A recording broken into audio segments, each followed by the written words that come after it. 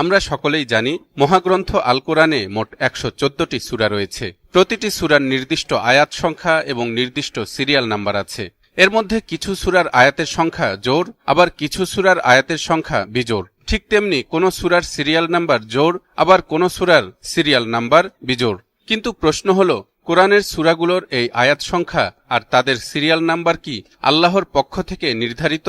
আমরা তো জানি কোরআনের আয়াত আর সূরাগুলো বিচ্ছিন্নভাবে নাজিল হয়েছে।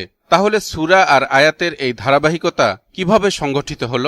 এ ব্যাপারে মহান আল্লাহ তাআলা বলেন, আমি স্বয়ং এ উপদেশ গ্রন্থ অবতারণ করেছি এবং আমি নিজেই এর সংরক্ষক।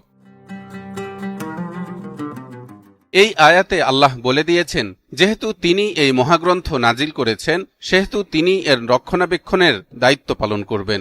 এছাড়াও নির্ভরযোগ্য সূত্রে বর্ণিত হাদিস থেকে জানা যায়, আব্দুল্লাহ ইবনে আব্বাস রাদিয়াল্লাহু তাআলা আনহু বলেন, হযরত ওসমান রাদিয়াল্লাহু তাআলা আনহু বলেছেন, যখন রাসূলুল্লাহ সাল্লাল্লাহু আলাইহি ওয়াসাল্লামের উপর কোনো আয়াত নাজিল হতো, তখন তিনি ওহীলেখক কোনো সাহাবীকে ডেকে বলতেন, এই আয়াতটি অমুক সূরার মধ্যে অমুক স্থানে রাখো। সূরা আনফাল প্রথম দিককার মাদানী সূরা এবং সূরা তাওবা শেষের দিককার মাদানী সূরা। দুটি সূরার বিষয়বস্তুও প্রায় একই, সেজন্য সূরা দুটিকে আমি পাশাপাশি রেখেছি। কিন্তু তিনি বলেননি এটা ওটার অন্তর্ভুক্ত, সেজন্য আমি দুটি সূরার মাঝে বিসমিল্লাহ লিখিনি। এতে বোঝা যায় কোরআনের বিন্যাস আল্লাহ কর্তৃক নির্ধারিত।